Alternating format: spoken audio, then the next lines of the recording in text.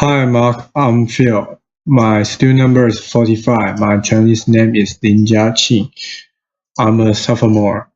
I'm going to read a speech, a burial practice that nourishes the planet, which is given by Kathleen Doughty.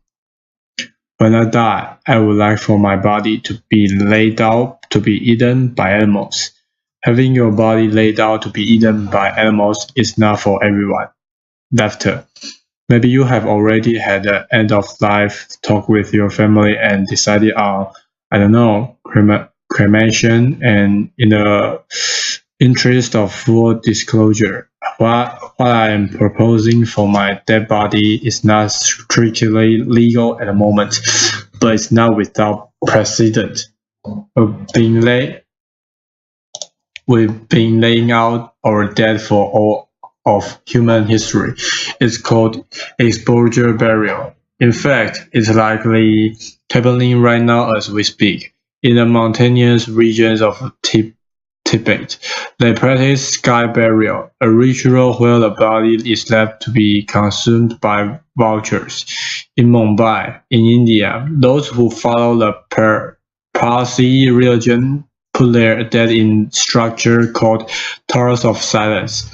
These are interesting cultural tidbits, but they just haven't really been that popular in the Western world. They are not what you would expect. In America, our death traditions have come to be chemical embalming, followed by burial at your local cemetery, and more recently, cremation. I, myself, am a recent vegetarian, which means I spent the first 30 years or so of my life from frantically inhaling animals, as many as I could get my hands on. Why, when I die, should they not have their turn with me? Laughter. I'm not an animal, but biologically speaking, are we not all in this room animals? Accepting the fact that we are animals have some potentially terrifying consequences.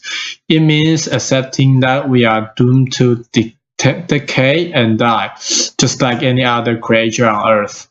For the last 9 years, I've worked in the funeral industry, first as a crematory operator, then as a mortician, and most recently as the owner of my own funeral home. And I have some good news. If you're looking to avoid the whole doom to decay or die thing, you will have all the help in the world in that avoidance from the funeral industry. It's a multi-billion-dollar industry, and its economic model is based on the principle of protection, sanitation, and beautification of the corpse. Whether they mean to or not, the funeral industry promotes this idea of human exceptionalism. It doesn't matter what it takes, how much it costs, how bad it is for the environment. We're going to do it because humans are worth it. It ignores the fact that death can be an emotionally messy and complex affair, and that there is beauty in decay. Beauty in the natural return to the earth from whence we came. Now, I don't want you to get me wrong. I absolutely understand the importance of ritual, especially when it comes to the people that we love. But we have to be able to create and practice this ritual without harming the environment, which is why we need new options. So let's return to the idea of protection, sanitation, and beautification. We'll start with a dead body. The funeral industry will protect your dead body by offering to sell your family a casket made of hardwood or metal with a rubber sealant. At the cemetery, on the day of burial, that casket will be lowered into a large concrete or metal vault. We're wasting all of these resources, concrete, metal, hardwood, hiding them in vast underground fortresses. When you choose burial at a cemetery, your dead body is not coming anywhere near the dirt that surrounds it.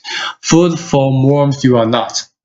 Next, the industry will sanitize your body through embalming. The chemical preservation of the dead. This procedure drains your blood and replaces it with a toxic, cancer-causing formaldehyde. They say they do this for the public health because the dead body can be dangerous, but the doctors in this room will tell you that the claim will only apply if the person had died of some widely infectious disease like Ebola, even human decomposition, which, let's be honest, is a little stinky and unpleasant, is perfectly safe. The bacteria that causes disease is not the same bacteria that causes decomposition. Finally, the industry will beautify the corpse. They tell you that the natural dead body of your mother or father is not good enough as it is. They'll put it in makeup. They'll put it in a suit. They inject dye so the person looks a little more alive, just resting. Embalming is a cheat code, providing the illusion that death and then decay are not the natural end for all organic life on this planet. Now, if the system of beautification, sanitation, protection doesn't appeal to you, you are not alone. There's a whole wave of people. Funeral directors, designers, environmentalists trying to come up with a more eco-friendly way of death. For these people, death is not necessarily a pristine, makeup, powder blue, tuxedo kind of affair.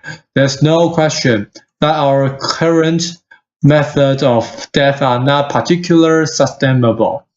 But with the wealth of resources and our reliance on chemicals, even cremation, which is usually considered the environmentally friendly option, uses per cremation the natural gas equivalent of a 500-mile car trip. So where do we go from here? Last summer, I was in the mountains of the North Carolina, hauling buckets of wood chips in the summer sun.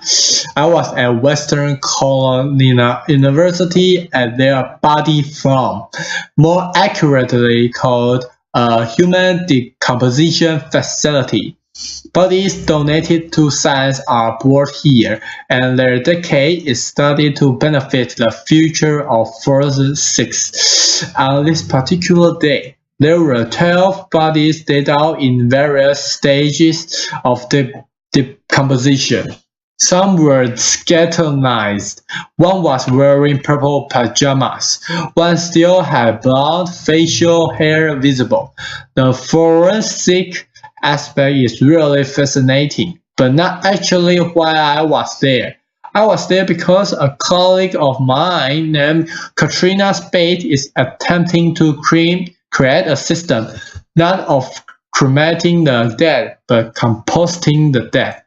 She calls the system recomposition, and we've been doing it with cattle and other livestock for years. She imagines a facility where the family could come and lay their dead loved one in a nutrient-rich mixture that would, in 4 to 6 weeks, reduce the body, bones and all, to soil. In those 4 to 6 weeks, your molecules become other molecules. You are literally transformed. How would this fit in with the very recent desire a lot of people seem to have to bury it under a tree or to become a tree when they die? In the traditional cremation, the ashes that are left over, inorganic bone fragments from a thick chocolate layer that, unless distributed in the soil just right, can actually hurt or kill a tree. But if you are recomposed, if you are actually become a soil, you can nourish the tree and become the post-mortem contributor you've always wanted to be, that you deserve to be. So that's one option for the future of cremation. But what about the future of crematories? There are a lot of people who think we shouldn't even have crematories anymore because we're running out of land. But what if we reframed it and the corpse wasn't the land enemy, but its potential surveyor? I'm talking about conservation burial, where large swaths of land are purchased by a land trust. The beauty of this is that once you plant a few dead bodies in that land, it can be touched. It can be developed on hence the term conservation burial. It's the equivalent of chaining yourself to a tree post-mortem. Hell no, I won't go. No, really, I can't. I'm decomposing under here. Laughter. Any money that a family gives to the crematory would go back into protecting and managing the land. There are no headstones and no graves in the typical sense. The graves are scattered about the property under elegant mounds, marked only by a rock or a small metal disc, or sometimes only locatable by GPS. There's no embalming, no heavy metal cascades. My funeral home sells a few caskets made out of things like woven willow and bamboo. But honestly, most of our families just choose a simple shard. There are none of the big vaults that most crematories require just because it makes it easier for them to escape. Families can come here. They can luxuriate in nature. They can even plant a tree or a shrub. So only native plants to the area are allowed. The dead then blend seamlessly in with the landscape. There's hope in conservation cemeteries. They offer dedicated green space in both urban and rural areas. They offer a chance to reintroduce native plants and animals to region. They offer public trails, places for spiritual practice, places for classes and events, places where nature and mourning meet. Most importantly, they offer us, once again, a chance to just decompose in a hole in the ground. The soil, let me tell you, has missed us. I think for a lot of people, they're starting to get the sense that our current funeral industry isn't really working for them. For many of us, being sanitized and beautified just doesn't reflect us. It doesn't reflect what we stood for during our lives. We are changing the way we bury our dead solve climate change. No, but it will make bold moves in how we see ourselves as citizens of this planet. If we can die in a way that is more humble and self-aware, I believe that we stand a chance. Thank you. A pause.